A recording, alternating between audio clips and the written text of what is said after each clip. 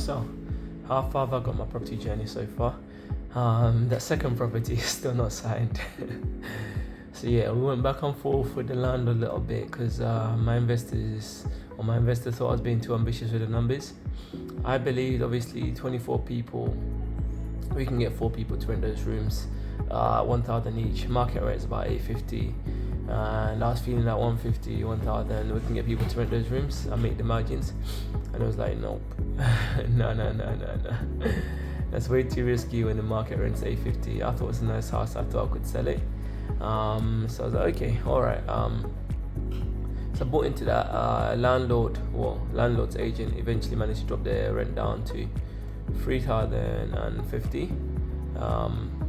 At the moment, still in statement.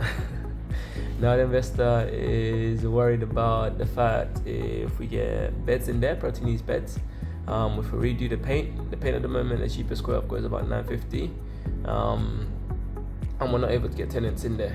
If we're not able to get tenants in there and we invested all that time only for it to turn around and fall apart, it's also not HMO licensed, but it's HMO compliant, and the landlord has given us permission to use the other 2 rooms. If we only service 4 beds, we're just about breaking even.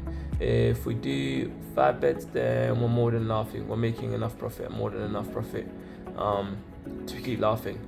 But yes, that's the if. But I'm positive and kind of optimistic as I am, and that's how I got to this point that we can make it work. At the moment, as I said, it's all in stalemate because I'm waiting on my investor to confirm, read through the contract, and it's been like that for the last 2-3 days. Even I'm getting to that point, it's like, should I just sign the contract myself? Because should I just sign the contract only by myself and then just pray for the best that I can make it work, even without the investor's money? But I do want the investor to be on board.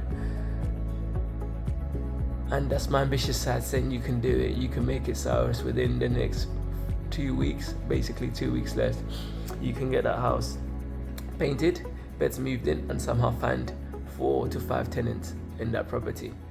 Don't know why, but I guess that's the ambitious side of me that says you can do it.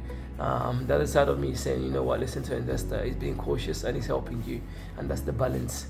So that's how we're out of that journey. And as much as I celebrated that property being signed and being taken on, it's actually not even been signed yet. The contract's not been signed.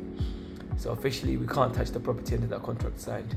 I'm hoping by end of today is the 15th of Jan, and right now it's about 7:40. I wake up about 7:54. I don't know why I'm telling you that, but yeah, to get to work. I'm at work today, but it's about 7:40, and I'm hoping soon the investor calls me and / partner calls me and says, you know what, let's sign the contract, let's go ahead. That's me being positive, or he might be very cautious and be like, that's too much work for us to do in 2 weeks and get tenants in. Which then I'm gonna have a tough decision to make. Do I go ahead anyway regardless? Even though the investor is the partner, and that's the hard decision here. I got no money as such of my own to tie this deal over, but I can borrow money from my mum, but even then it wouldn't be enough.